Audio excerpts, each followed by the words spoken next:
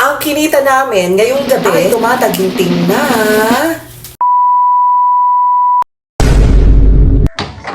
Hi, hello mabuhay! I'm Yumi from Yumi Dash TV.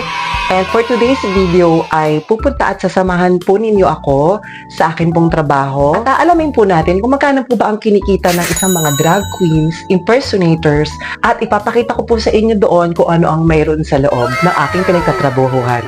So, simulan na po natin. Intro na!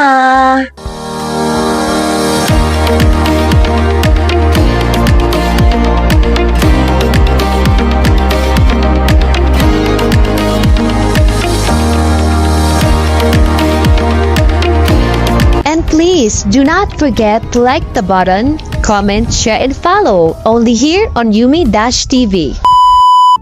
Hi! Hello mabuhay mga kayami! And this is Yumi. And of course, para makapunta ka sa workplace ko, kailangan natin ng transportation. At iyan, nakikita nyo na nga, na sumakay ako at bumaba ng e-trike. Mayroon din kasi akong imimit na mga time na yan, na isasama ko papunta dun sa event na yon at gagawin din siyang isang makeup artist. At ang sabi ko sa kanya, hintayin niya na lang ako sa mismong sakayan ng jeep nang sa ganun, isang meet-up place na lang kami. Kasi nga, ang mahal ng pamasahe. Hay nako, lahat na lang talaga nagmamahal. So, eto na. So, syempre, ito yung isa sa kasama ko ngayong gabi, papasok sa trabaho. Pero, syempre, sila yung parang binigyan ko ng racket sa gabing to. So, ayan. Si Mama Aya yan, aka Pagong, ng Pansalabota. So, kasama ko yan palagi sa biyahe. Pa kami ngayon sa pagtatabahuan ko. So, hopefully, maging successful hanggang pag-uwi namin. So, ayan, magko-commute kami.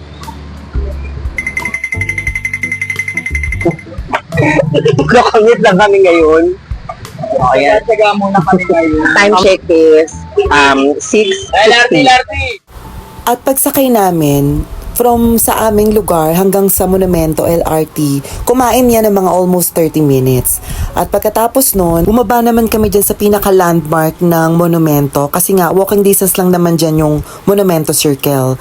At para nang sa ganun, makita nyo rin ang ambience. And then, nilakad na lang din namin yan, papunta naman doon sa Monumento LRT Station. So, eto na. Dito kami sa Monumento. So,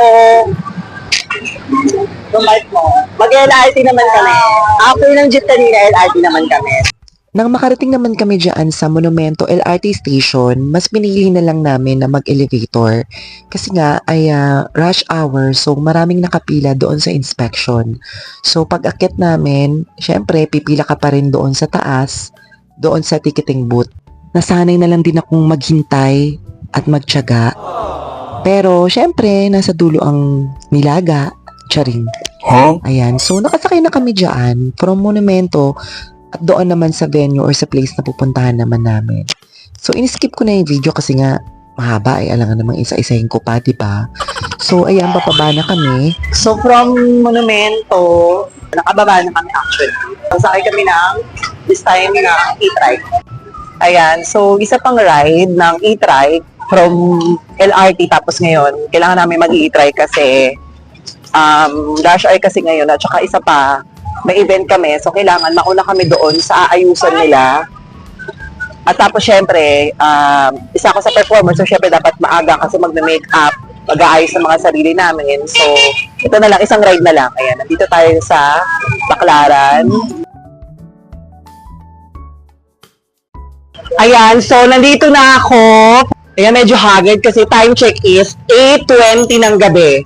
Hi, hello! Good evening! Ito yung isa sa aming pinakamagandang Diyosa ng aming Asher Girl, Labi Girl, lahat-lahat na. Shoutout sa'yo!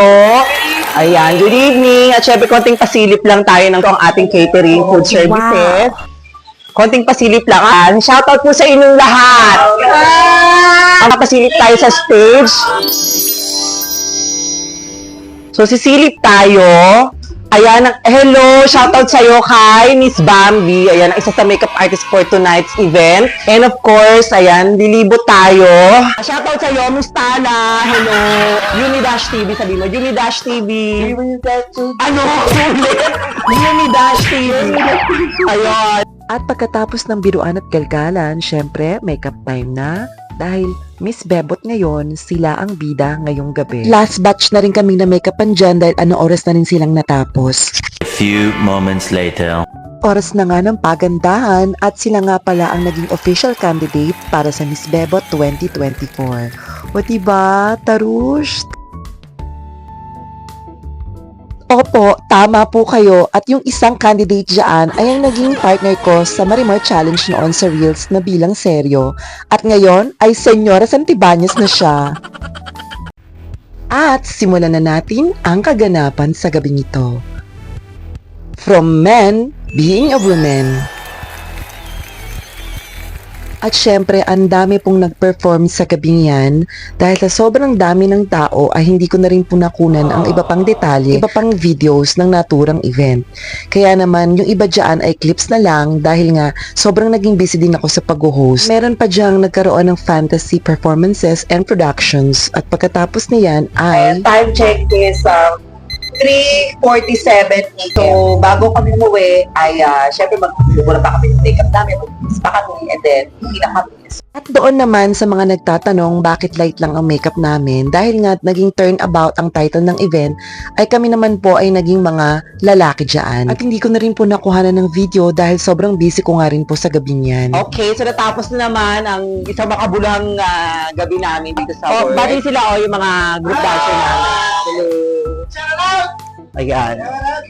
Actually, pauwi na ako. Pauwi na kami. Kaya lang, may nakalimutan ako. And so, babalik kami from nasaan na baka. Hindi Malayo na namin. Ilbuyan. So, babalik ulit kami doon kasi naiwan. So, ayun. Dagdag gastos. Okay. So, babalik ulit ako ha. Ayan. Bumabiyahe kami. Time check is 5:15 in the morning. Sa sobrang dami namin ginawa na pagod ang mga bakla. Ayan. Nga.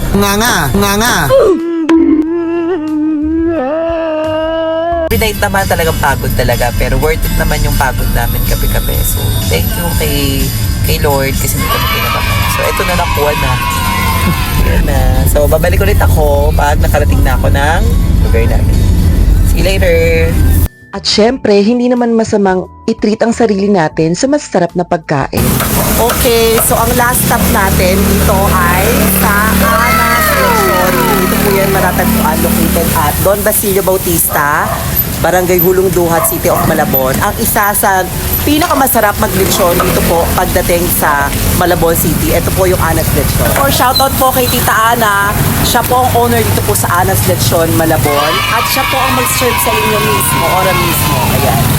Kaya't masarap umuwi ng bahay kapag masarap din ang kakainin mo. Kaya thank you so much, Anas Lechon Malabon. Iingitin ko muna kayo. At hello mga kayami, at dumating na nga po ako dito sa bahay namin. Sabi ko nga sa inyo kagabi, from bahay to trabaho and from trabaho hanggang bahay. And that's all for my today's video. And this is Yumi from Yumi-TV. Please do not forget to follow, like, and share, comment on Yumi-TV. And I'm Yumi saying, every day of gising is a blessing. Have a great day mga kayami. God bless us all. Mwah!